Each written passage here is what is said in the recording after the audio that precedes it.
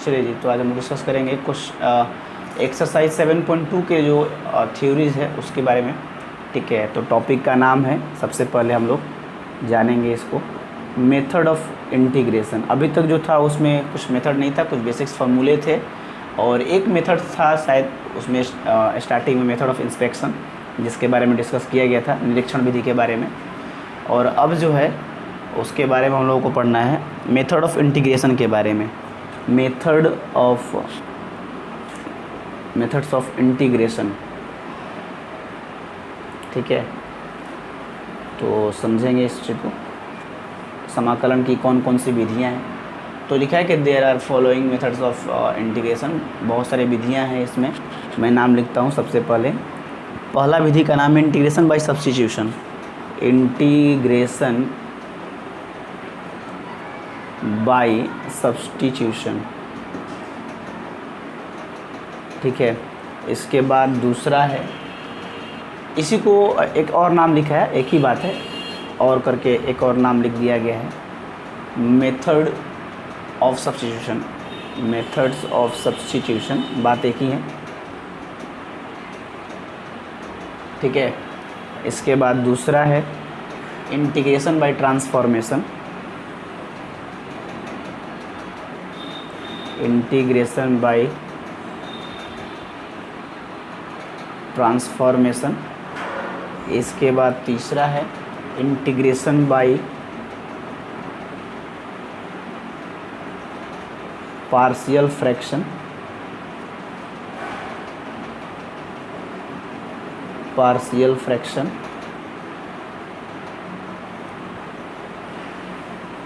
इसके बाद एक और है इंटीग्रेशन बाय पार्ट्स। ठीक है, ये चार विधियां अभी फ़िलहाल के लिए याद रखें, आपको पढ़ना है। सबसे पहले 7.2 इस पर बात होगा, फिर 7.3 भी इसी पर बात हो जाएगा, फिर 7.4 जो है उस पर ट्रांसफॉर्मेशन पे बात होगा, या 7.3 में भी थोड़ा सा इसका डिस्कस है, फिर 7.4 या 5 में इंटीग्रेशन बाय पार्शियल फ्रैक्शन है, फिर 6 में इंटीग्रेशन बाय पार्ट्स है। तो एक एक एक्सरसाइज एक एक टॉपिक पे है, हम लोग एक एक करके देखेंगे। अभी हम लोग नाम बता देते थोड़ा सा। अब इसमें आप पढ़ें पहले से, किसी भी समीकरण को हम लोग हल करते थे, प्रतिस्थापन विधि था। प्रतिस्थापन विधि में आप क्या करते थे, किसी एक चीज़ को दूसरे के फॉर्म में निकालते थे। जैसे मान लिया जाए ऐसे 2x + y = 5 था, तो आप क्या करते थे, y का मान निकाल लेते थे 5 - 2x, और फिर इसको दूसरे इक्वेशन में स्थापित करते थे, इसलिए उसका नाम पड़ गया प्रतिस्थापन विधि। और फिर उसको हल करके x का y का मान निकालते थे। वैसे यहाँ पर इंटीग्रेशन में क्या करना है कि हमको जब कोई भी चीज़ पता नहीं चल पाए, कुछ कॉम्प्लिकेटेड हो, तो उसको हमको कुछ मान लेना है, t मान लेना है, m मान लेना है, कुछ भी मान लेना है, और मान करके उसको स्थापित करके और फिर इंटीग्रेट करके फिर लास्ट में मान रख देंगे उसको। थोड़ा सा इजी कैलकुलेशन करने के लिए इसका प्रयोग किया जाता है। इसके बाद है ट्रांसफॉर्मेशन। ट्रांसफॉर्मेशन का मतलब होता है कि किसी एक चीज़ को ट्रांसफॉर्म करना। जैसे मान लीजिए sin² है, अब sin² का डायरेक्ट आप sin² कर रहे हैं, मान लीजिए cos² हो या sin² कुछ भी हो, अब इसका डायरेक्ट इंटीग्रेशन नहीं होता है, इसको ट्रांसफॉर्म करना पड़ेगा। अब sin² को ट्रांसफॉर्म कर देंगे 1 - cos², और फिर cos² का फॉर्मूला यूज़ करेंगे, 1 बहुत सारे होते हैं, 1 - cos 2x, ऐसे क्या लिखते हैं, जैसे cos 2θ का फार्मूला है ना, cos 2θ का बहुत सारा फार्मूला है, इस फार्मूला का बहुत यूज होगा। वो जैसे मान लीजिए 1 - cos²θ/2 या 1 + cos²θ, ठीक है, 1 + cos²θ/2, इसको ऐसे हम लिखते थे 2 cos² θ - 1, ठीक है, या 1 - 2 sin²θ = फिर एक और होता था cos² θ - sin²θ। फिर उसके बाद आपका होता था एक 1 - tan²θ/1 + tan²θ। अब देखिए, मान लीजिए cos² दे दिया, अब cos का डायरेक्ट इंटीग्रेशन नहीं होता है, तो cos² का क्या करना होगा, ये फॉर्मूला यूज़ करना होगा। cos² का यहाँ से फॉर्मूला बनाएंगे तो लिख देंगे 1 + cos 2θ/2। अब इसको इंटीग्रेट कर सकते हैं क्योंकि ये cos θ है। फिर sin² अगर है उसका डायरेक्ट नहीं होता है, उसको ऐसे चेंज करना होगा, तो इसमें ट्रांसफॉर्म करते हैं, उसका होगा 1 - cos 2θ/2। तो इस प्रकार से अब इसको हम अलग कर देंगे, 1/2 का अलग कर देंगे, cos 2θ बाई 2 को हम लोग अलग इंटीग्रेट कर सकते हैं, क्योंकि कॉस थीटा हो जाएगा। कॉस थीटा का इंटीग्रेशन क्या होता है, साइन थीटा, और फिर यहाँ पर 2 कांस्टेंट है तो बटा में लग जाएगा, तो उसको करना इजी होगा। यानी डायरेक्ट ना तो कॉस स्क्वायर का होता है ना साइन स्क्वायर का होता है, तो इस तरीके से हम लोग क्या करते हैं, वहाँ पर ट्रांसफॉर्म कर देते हैं, एक से दूसरे रूप में परिवर्तन करके फिर इजी में उसको हम लोग इंटीग्रेट करते हैं। तो ये सब डिस्कस करना है 7.3 में। फिर आगे एक नेक्स्ट एक्सरसाइज में पार्शियल फ्रैक्शन है।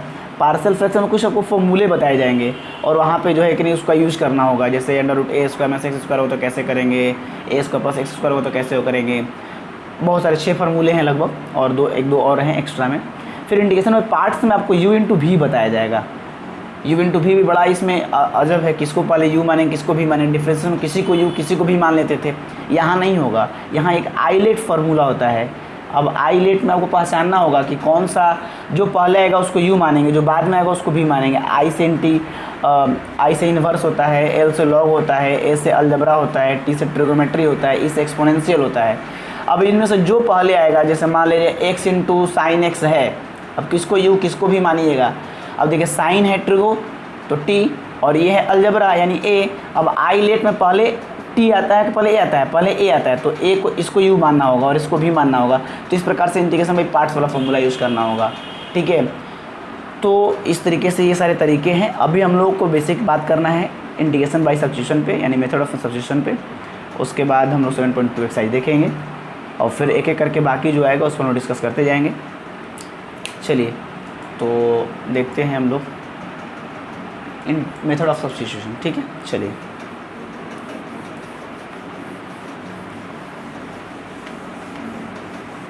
तो उसका नाम है प्रतिस्थापन विधियाँ या समाकलन की प्रतिस्थापन विधि, जो भी कहिए। इसमें लिखा है, मैं एक बार पढ़ के आप सुनाता हूँ, कहना क्या है और करता कैसे है, और फिर एग्जाम्पल से आपको समझा देंगे बेसिक चीज़ क्या है। फिर फॉर्मूले कुछ हैं उसको भी देखेंगे हम लोग। लिखा है डायरेक्ट कि इन दिस मेथड, इस विधि में आपको क्या करना है, वी चेंज द, आपको एक फंक्शन मान ले दिया है, ठीक है, fx × dx, ठीक है।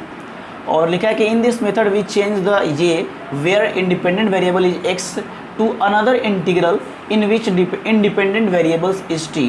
जैसे कहने का मतलब क्या है कि कभी कभी ना जो यहाँ पे दिया है उसका संबंध इससे नहीं होता है, ठीक है। जैसे कैसे डिफरेंशियल में था तो चेन रूल लगाते थे, जस्ट वही प्रोसेस है। कभी कभी डायरेक्ट इसका संबंध इससे नहीं हो तो हम लोग किसी दूसरे वेरिएबल के रूप में, इंडिपेंडेंट वेरिएबल के रूप में उसको मान लेते हैं और फिर वहाँ पे उसको सब्स्टिट्यूट करके उसको इंटीग्रेट कर लेते हैं और फिर बाद में उसका वैल्यू पुट कर देते हैं। वही यहाँ पर लिखा है कि in this method we change the integral fx dx where independent variable x जो है, ठीक है, x to another integral in which independent variable is t। उसको हम लोग t के रूप में कहीं मान लेते हैं, प्रतिस्थापित करते हैं। डिफरेंट फ्रॉम x, जो x से अलग होता है, where x and t are related to, जहाँ x और t में कोई ना कोई रिलेशन होता है। कैसे हम लोग चेन रूल लगाते थे, इसका इससे डायरेक्ट संबंध नहीं है तो उसको दोनों के बीच में जो मीडिएटर है उसके पास ले जाते थे, उससे हम लोग करते थे। फिर उसके बाद वही बात लिखा है, फिर लास्ट में आपको समझा दिया गया है। वो समझ में तब आएगा जब मैं एग्जांपल दूंगा, लेकिन फिलहाल मैं समझा देता हूँ। जैसे मान लीजिए कि आपको ऐसे दिया है, इसका इससे डायरेक्ट संबंध नहीं है, तो उस कंडीशन में हम लोग ऐसे कर लेते हैं कि x = कोई दूसरा चीज़, कोई दूसरा फंक्शन, ठीक है। मान लेते हैं कि x = gt है, फिर जो मानेंगे उसको डिफ्रेंशिएट करना है। dx = सपोज किया जाए, मान के चले t के रिस्पेक्ट में, t के रिस्पेक्ट में करना होगा, इसका हो जाएगा g't। फिर यहाँ से dx का वैल्यू आ जाएगा g' t × dt। क्या करना है, इस x को मान लेना है, कुछ भी t m कुछ भी, उसको डिफ्रेंशिएट करना है और वहाँ से dx का मान निकाल लेना है और इस चीज़ को यहाँ पुट कर देना है, बस। इसलिए i = क्या हो जाएगा, या देयरफॉर जो भी हो, i = f, x की जगह पे क्या रखना है, जो माने थे, और dx की जगह पे क्या रखना है, जो आया है, यानी g' t × dt, और फिर इसको इंटीग्रेट कर दीजिएगा। जो आंसर आएगा वही आपका आंसर होगा। यही जो है कि नहीं तरीका है बनाने का, ठीक है। इस तरीके से आप आराम से बनाएंगे। और कैसे, तो मैं एक एग्जांपल दिखा देता हूँ। जैसे सपोज किया जाए, मैं एक्सरसाइज का ही कोई क्वेश्चन ले लेता हूँ।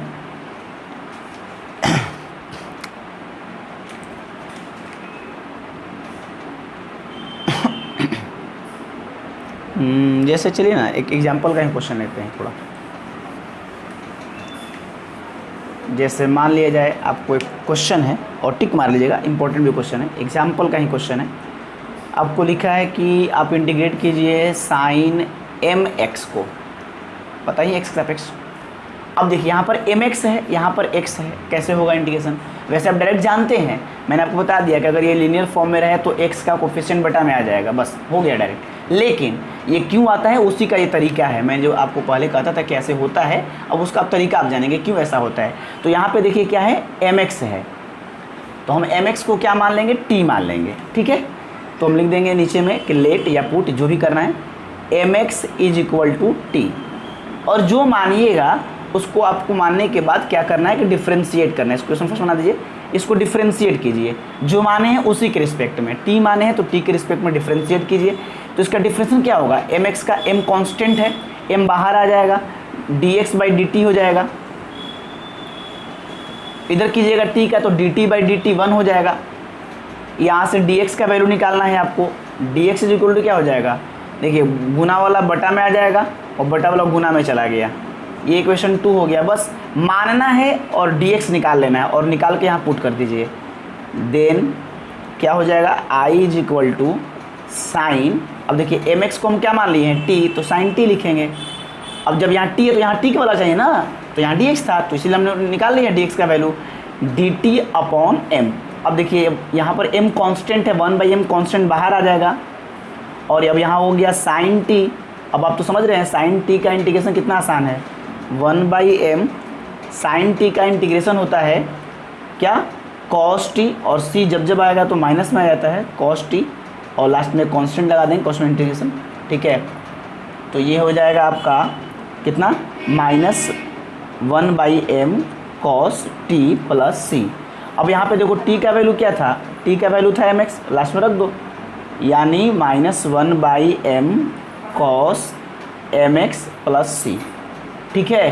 तो ये तरीका है सब्स्टिट्यूशन का, कि सब्स्टिट्यूशन में आपको क्या करना है कि किसी जो चीज़ लग रहा है कि कॉम्प्लिकेटेड है, इनर साइड है, अलग है, बताएंगे भी अभी बारी बारी से किसको मानना है, टी कहाँ पे किसको मानना है, ये भी दिमाग बड़ा लगाना पड़ता है इसमें।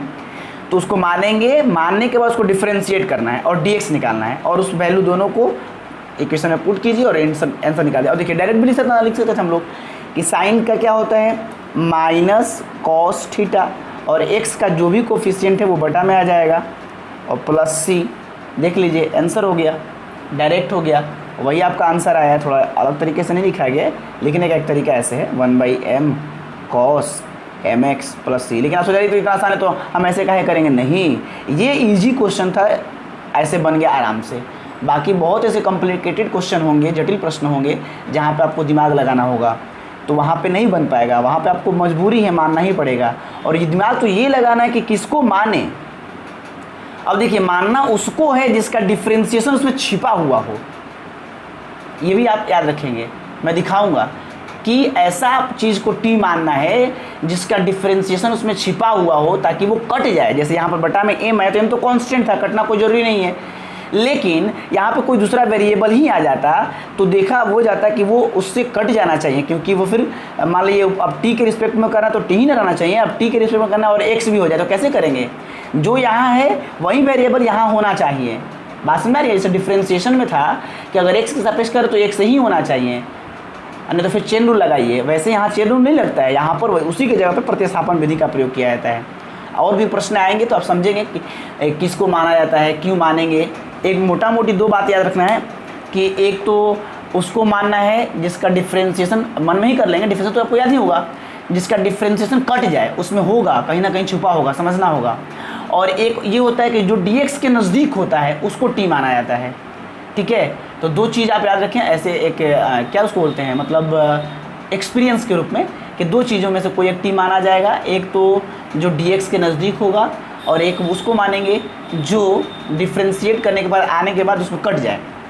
तो दोनों में से जो भी हो हम लोग देखेंगे। चलिए कुछ फॉर्मूले हैं, वो फॉर्मूला भी इसी तरीके से सिद्ध करके निकाला गया है, ठीक है, तो उसको हम लोग देखेंगे और उसके बाद एक्सरसाइज डिस्कस करेंगे। कि बताइए, चलिए कुछ फॉर्मूले हैं, थोड़ा सा उसको देख लेंगे। 4 फार्मूले हैं, वो चारों फार्मूला इंपॉर्टेंट है, उसी के आधार बहुत सारे क्वेश्चन भी बन रहे हैं इसमें, ठीक है। सम फार्मूले लिख लीजिएगा, कुछ सम फार्मूले ऑफ इंटीग्रेशन, वरना जो भी हो, या यहाँ पे क्या लिखा गया है, 2 मेथड्स ऑफ इंटीग्रेशन सब्स्टिट्यूशन 2 लिख देते हैं हम भी, 2 मेथड्स ऑफ सब्स्टिट्यूशन, माने इस विधि के लिए कुछ हैं या इस विधि के आधार पर कुछ निकाले गए हैं फॉर्मूले। पहला फॉर्मूला जैसे आपको लिखा गया है tan x का इंटीग्रेशन क्या होगा, चलिए जी यहाँ पे है tan x का इंटीग्रेशन। अब आपको याद नहीं है, पता भी नहीं है क्या होता है, तो चलिए याद कर लीजिए। इसका फॉर्मूला होता है log मॉड में sec x प्लस c। देख लिए कितना भयंकर फॉर्मूला होता है इसका, ठीक है। अब हम लोग प्रूफ देखेंगे कि क्यों ऐसा होता है, ठीक है। कोई यहाँ नहीं कि ऐसे ही होता है, ये तभी समझ में आया था। अब बताइए, वहाँ पे जब हम लोग बेसिक फॉर्मूला पढ़ रहे थे वहाँ पे इसको नहीं लिखवाए थे हम, क्यों? क्योंकि पता था कि इसका फॉर्मूला ये होता है और ये फॉर्मूला हमें, वो सब बेसिक फॉर्मूला था डिफरेंस से रिलेटेड, और ये तो मेथड ऑफ इंस्पेक्शन से निकाला गया है। तो जब तक निकालना सीखेंगे नहीं तो कैसे पता चलेगा कि इसका ये होता है। अब आपको याद नहीं करना है, रट जाना है कि भाई एस टी फॉर्मूला याद है ना, एस टी है ना, तो टी है तो सी होता है, एस होता है। चलिए प्रूफ देख लीजिए। प्रूफ में हम लोग LHS लेंगे। LHS में आपको दिया है tan x, इसको इंटीग्रेट करना है। tan x को हम लोग लिख सकते हैं क्या, साइन बटा में कॉस, साइन बटा में कॉस, ठीक है। अब देखिए यहाँ पे सब लगेगा मेथड ऑफ इन सब्स्टिट्यूशन। अब यहाँ पे कॉस को हम t मान लेंगे, कॉस को करने पर साइन कट जाएगा, होता है कि नहीं होता है। तो लेट, अब साइन को मानने पर कॉस कट जाएगा, लेकिन ध्यान से जब ऐसा हो कि दोनों में से कोई एक कट ही जा रहा है तो किसी को मान सकते हैं, ऐसा नहीं है। लेकिन ध्यान रहे जब अलग अलग हो तो उसको जरूरी मानना होगा जिसका डिफ्रेंशिएशन उसमें दिया हो। ऐसे साइन का भी कॉस होता है, कॉस का भी साइन होता है, ठीक है। तो दोनों में से कोई मानेंगे, कोई से भी आंसर आ जाएगा। लेकिन यहाँ पे कॉस को डायरेक्ट साइन होता है, लेकिन साइन का माइनस कॉस होता है, समझ गए। इसलिए हमें वह मानना है जैसे डायरेक्ट कट जाए आराम से। चलिए कॉस को मान लेंगे, मान लिया जाए कि let cos x is equal to t. Cos को टी माने, जब भी मानोगे तो क्या करना है, उसको डिफ्रेंशिएट करना है। जो माने उसी के सापेक्ष, टी माने हो तो टी के रिस्पेक्ट में सबको डिफ्रेंशिएट करो। तो कॉस का क्या होगा, माइनस साइन एक्स, और टी का होगा डी टी, सॉरी देखो यहाँ पे दोनों चीज़ें हैं, यहाँ तुम x के सापेक्ष भी कर सकते हो और dx के सापेक्ष भी कर सकते हो। दोनों तरीक़े से करोगे आंसर सेम आएगा, कोई फर्क परेशानी नहीं होगी। चलो देखो, अगर मैं दोनों से करके दिखाता हूँ। x के सापेक्ष करोगे तो cos का साइन हो गया, और dt का क्या लिखोगे, dt बाई डी एक्स। तो dx इक्वल टू क्या आएगा, dt upon minus sine x. अगर तुम t के रिस्पेक्ट करते तो भी देखो वही आता, cos का करते तो माइनस साइन एक्स इंटू फिर dx को t के respect dt by dx by dt, और इधर dt क्या करते तो dt बाई dt 1 हो जाता। तो क्या हो जाता है, dx is equal to same आता कि नहीं आता। तो इसमें याद करने वाली रटने वाली बात नहीं है।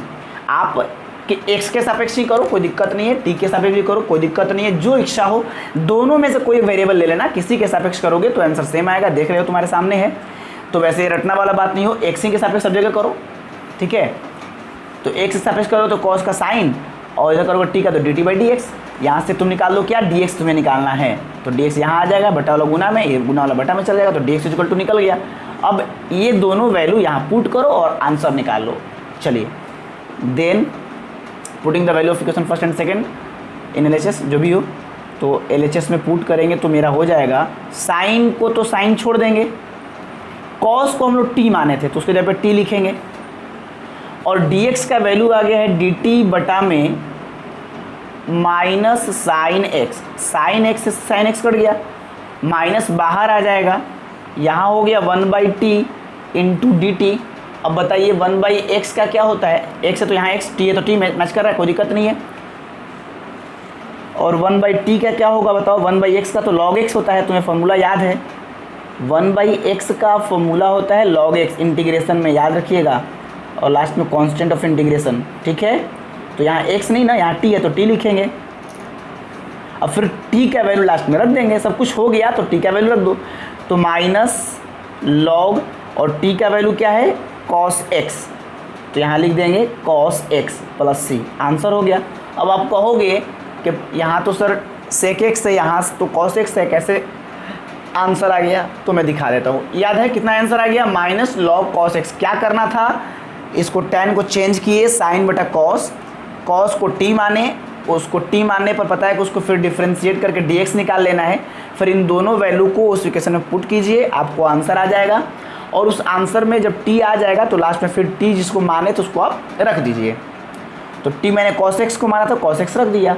अब यहाँ थोड़ा सा डिफ़र हो रहा है आंसर से, डिफ़र नहीं है, देखिए यहाँ माइनस है वो प्लस है, तो मैं दिखाता हूँ होता क्या है। यहाँ तो कोई दिक्कत नहीं है, चलिए जरा मैं समझा देता हूँ उस चीज़ को भी, और याद भी कर लिए दोनों आंसर होता है, दोनों में से कोई भी आप आंसर लिखेंगे सही होगा। हमारा आंसर आया है इतना, तो इसलिए ये भी आंसर सही है, minus log cos x plus c. अब कैसे दोनों सही है इसको मैं दिखा देता हूँ। चलिए इस चीज़ को दिखाना कि ये होता है, इसमें क्या कीजिए, क्या मैं लिख सकता हूँ ऐसे लॉग कॉस एक्स, ये माइनस यहाँ से उठकर यहाँ आ जाएगा क्या, क्योंकि आपको पता है कि लॉग m का पावर n होता है तो n जो है वो आगे चला जाता है, n log m। तो जब हम पावर को आगे लिख सकते हैं तो आगे वाले पावर को वहाँ भी लिख सकते हैं, मतलब ये दोनों बराबर है ना। देखो तो हम log m के पावर n को ऐसे लिख सकते हैं, जब इसको ऐसे लिख सकते हैं तो इसको भी तो ऐसे लिख सकते हैं। तो जब n log m है तो हम n को m के पावर में चढ़ा सकते हैं, ठीक है। तो वही बात यहाँ पे हुआ, यहाँ माइनस जो था वो माइनस को हम लोग, माइनस मतलब -1 था सपोज करो, तो -1 जो n था उस n को हम क्या कर दिए log m के पावर में लगा दिए। और जब लगा देंगे तो इस फार्मूला के तहत log के फार्मूला से क्या हो जाएगा, log, बंद कर दीजिएगा थोड़ा सा, कि जैसे मेरे कहने का मतलब है कि log sec x था तो log sec x को हम लोग माइनस log cos x भी लिख सकते हैं। क्यों लिख सकते हैं, दोनों बातें सही है। यहाँ मैं दिखा रहा हूँ इस माइनस को हम चाहें तो माइनस log, माइनस मतलब जैसे -1 है तो n log m है तो हम लिख सकते हैं log m के पावर n। और जब यहाँ लिखोगे तो cos का पावर माइनस है तो माइनस हटाने के लिए किसी भी चीज़ को क्या करते हैं, बटा में लिखते हैं। और जब आप बटा में लिखोगे तो क्या 1/cos का मतलब सेक नहीं होता है, तो कहाँ अलग है, दोनों तो बातें सेम है। इसलिए अगर प्लस में लिखना होगा तो सेक लिखेंगे, माइनस में लिखना हो तो ये वाला उलट जाएगा, कॉस हो जाएगा, कोई दिक्कत नहीं है, दोनों बातें सही है, याद रखना है। चलिए इसी प्रकार से आप 3 और फार्मूले हैं उसको भी देख सकते हैं, तो याद भी कर लीजिएगा, जब हम एक्सरसाइज पढ़ेंगे तो उसमें देखेंगे। चलिए दूसरा क्या है, कॉट का भी आप फार्मूला नहीं देखे थे, अब आप आज देखोगे। कॉट का सेम इसी प्रकार से कॉस बड़ा साइन लिखोगे, जैसे इसको प्रूफ किया वैसे इसको भी प्रूफ कर सकते हो। कॉस बड़ा साइन लिखोगे, फिर उसके बाद साइन को t मान लोगे और फिर उसको डिफ्रेंशिएट कर दोगे, तो इसका होता है log sin x। फॉर्मूला याद रखते चलिए, tan का sec x होता है और cot का sin x होता है log में, ठीक है। इसी प्रकार से तीसरा है, NCERT में भी बनाया हुआ है, आप देख सकते हैं, sec x into d x. Sec x का भी फॉर्मूला नहीं था, sec स्क्वायर x का था, sec x का नहीं था। sec का क्या होता है याद रखो, log साथ होता है, sec x plus tan x। tan का अकेले sec x होगा, cot का अकेले sin होगा, लेकिन sec का होगा sec x plus tan x, सीधे सब जगह लगेगा ही। और फिर चौथा cos x। यही 4 फार्मूले थे जिसको आपको देखना था, और ये चारों फार्मूला मेथड ऑफ सब्स्टिट्यूशन पे था इसलिए इसमें दिया है। इसका होता है log, अब देखो s है तो st फार्मूला है ना, c है तो cc फार्मूला, और cc फार्मूला में माइनस होता है, याद रखेंगे, cosec x minus cot x। कहीं देखिए कहीं कुछ रटना नहीं है, समझना है सब। tan का sec से तो st फार्मूला, cc फार्मूला, तो st फार्मूला tan है तो sec होगा, cot है तो sin होगा, और sec है तो sec x tan x होगा, sec प्लस tan, और cosec है तो cosec माइनस cot होगा, c वाला माइनस में होता है, पता ही है सबको। तो इस प्रकार से ये चारों फार्मूला आप याद कर लो, और प्रूफ करके भी आपको दिखा दिया गया है, नोट्स PDF सब डाल दिया गया है। अब जो है कि नहीं एक्सरसाइज 7.2 देखेंगे, और फिर 7.2 के बाद फिर कुछ थ्योरी है 7.3 देखेंगे। इसी प्रकार से बारी बारी से चलता रहेगा। तो चलिए नेक्स्ट एक्सरसाइज देखते हैं हम लोग अगले दिन, ठीक है। अभी तक के लिए इतना, आप लोग रिवाइज कीजिए, 7.1 को खूब बढ़िया से बनाइए ताकि पूरा प्रैक्टिस में आ जाए, और फिर इसका एक्सरसाइज का एग्जाम्पल देख लीजिएगा, और उसके बाद एग्जाम्पल देखने के बाद हम लोग कल नेक्स्ट डे बात करेंगे, ठीक है। और ये सारे फॉर्मूला NCERT में बनाए हुए हैं और PDF में बनाए हुए हैं, आप लोग उसको देख लेंगे। चलिए ठीक है, बंद कर दीजिए।